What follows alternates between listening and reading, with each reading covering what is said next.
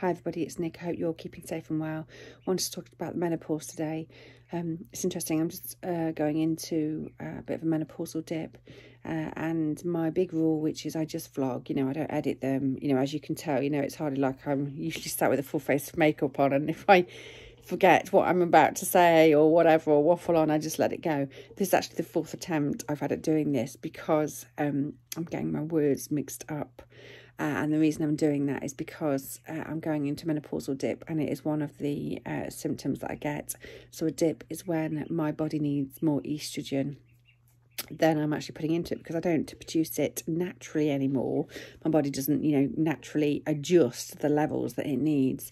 You still kind of go through a cycle. You don't know when the cycle is because you don't have your natural monthly cycle. So you have to just listen to your body and your symptoms. And I've got into this dip, and I know I've got into a dip because I'm absolutely shattered. The fatigue is just incredible. So I'm actually laid here. I've had a nap. I've been asleep all afternoon today. I'm still tired tonight. Now I'm sure I will go to bed early tonight. I woke up very, very late this morning, which isn't like me. I'm a lark. My natural body clock wakes at about 5:30, and I just love grabbing the time in the morning before everybody else gets up. And the last 2 mornings I haven't. But the point of this is to say, even in lockdown, I think it's really important that you keep in touch with your GP. And I very much hope a consultant for those of you that are having a rough menopause, because, I don't think it's an understatement when I say my consultant pretty much saved my life. So I've been under my consultant for 2.5 years. And the point is, it's really important to check in and to keep talking and keep abreast of your symptoms, because they change. Because your menopause is transitional and you're going through a phase, everything changes. So back in January, I had a really long menopausal dip of 3 weeks, which is, acute fatigue, really deep depression, a tsunami of emotion, feeling of not being able to cope, of loss, of grief, of worthlessness. It's so sad it's untrue. And just, sleeping every minute I could possibly take, and it lasted for about 3 weeks. And the big driver behind that is actually very low estrogen levels. And what I've been doing was topping up on estrogen gel. So I wear an estrogen patch, but I've been topping up on gel. And a couple of things. One is the gel was giving me horrendous migraines. That was very difficult. And secondly, it was at the period when we were struggling to get the HRT patches, and the normal make that I normally use I wasn't able to get, and I was using a different one, and that also made a difference. So even something as subtle as the make of patch, as well as the delivery mechanism of the estrogen, really makes a difference to me. So that was the first thing. The second thing is I'm also insulin resistant. Now, being insulin resistant is separate to the menopause, but the menopause is the thing that actually highlighted it, because insulin is your biggest hormone. So there is a big relationship between estrogen and insulin. And when you go into the menopause, when I went into the menopause and my estrogen dropped, that meant the issues with my insulin resistance really reared its head. I had massive sugar cravings. I put on enormous amounts of weight. I mean, I'm talking 3 stone. And I also retained an enormous amount of fluid. And at the time when I was putting that weight, I was out there playing squash 4 times a week, swimming God knows how many K, running, doing everything, more sport than I do now. But that was diagnosed by my consultant, and I take medication for it now, which has it under control. Been on that medication for 2.5 years, but a few weeks ago, just started feeling so sick from about 2 o'clock every day. I was just so nauseous. I couldn't eat dinner at night. I just really, really felt rough, and I was just having to lay down most evenings because I felt so rough with it. And the third thing that came on, much more prevalent than before, was my brain fog and my loss of words. So, I'm always making the joke and going, menopausal, can't remember the word, lost my train of thought. And that's just part of the symptom. There is a neurological link between, our hormones and the way that our brains and our neurons fire. There's some brilliant TED Talks on it, actually, if anybody's interested in understanding the science. But so when you say, it's just your hormones, actually it's not just your hormones, because they actually fire certain parts of the brain, which is why you get the brain fog. So if you're short of a particular hormone, it will come out in a neurological sense. But when I was writing, I was getting to the stage where I just couldn't. I was thinking, what is that word? What is that word? I couldn't grasp it. So I checked in with my consultant. It was a phone consultation. I had a full range of bloods done prior to lockdown.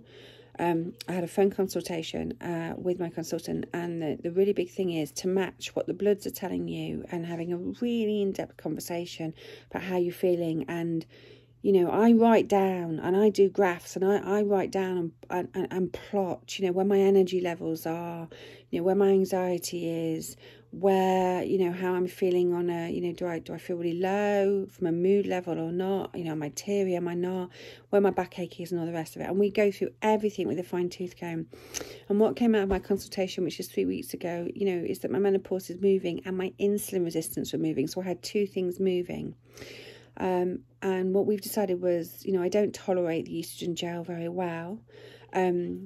Luckily, the estrogen patches that I normally use came back in, and that made a massive difference. And we are now, what we're doing is we're using more estrogen patches consistently to try and keep a more consistent introduction of estrogen into my system, so that there is some there for my body to call off against. And what I found with this dip is I'm really knackered. I mean, I'm really tired at the minute, but I'm not feeling that low. I mean, I was a little bit teary this morning, but it was nothing too bad. Nothing. I mean, you know, I know I've done vlogs where I felt really, really desperate, and you know, I'd have to go back and look at them, but it's not that feeling of that, you know, real sense of loss, of no value, of worthlessness, of overwhelm, of grief, as anxiety, of just not knowing where to turn. I haven't had that at all, and I haven't had the horrendous backache that I normally get when these menopausal dip comes. So it's definitely been a step forward, looking at different ways for me to be able to access my estrogen. It's a very personal thing. It will be different for each of you, but it's definitely a conversation to be had, I think. Second thing was and that's why also my brain fog was getting worse, because my body just didn't have enough estrogen, and that's why I was losing more words, which is why it was important for us to have more of a consistent higher level of estrogen.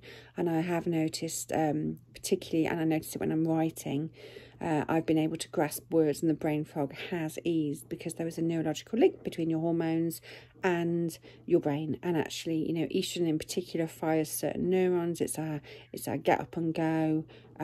It's our feeling, you know, it can help with our cognitive ability and all sorts. And the science is there to prove that link. So when somebody says, oh, it's just your hormones, that's bollocks. It's not just your hormones. There's a whole thing going on there. On the insulin side, you know, insulin's our biggest hormone. We had to take a break for 2 weeks from medication, and we had to reintroduce it at different times and different levels. And that has stopped the nausea, because the nausea is your body telling you something. It's really important for us to listen to our bodies.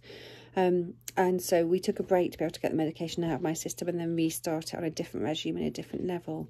And I take a lot of it now overnight, so it does its work overnight when I'm asleep, which means that in the day I'm not getting so much of the nausea. And the point to all of this is to say that this is why it is so important, even in lockdown, to touch base with your TP via phone and with your consultant via phone, if you have one. For me, it's really important that, you know, I have one. My GP is wonderful. A lot of GPs are great, but, you know, they're not specialists in hormones. And I think particularly women who are having severe menopauses really do need to be able to access specialists in hormones who can join the dots, because it's actually quite a complex picture, and it's a movable beast that changes all the time. So even in lockdown, please look after yourself. Please listen to your body. Please take note of your symptoms. Please check in with the people via phone and get the help that you need. It's worth it, because this dip is here, but it's not anywhere near as bad as my last one was. And the horrible nausea has gone with changing my insulin resistant timings, which is really, really good. So I'm hoping you're all safe and well. Sending lots of love. Take care. Bye.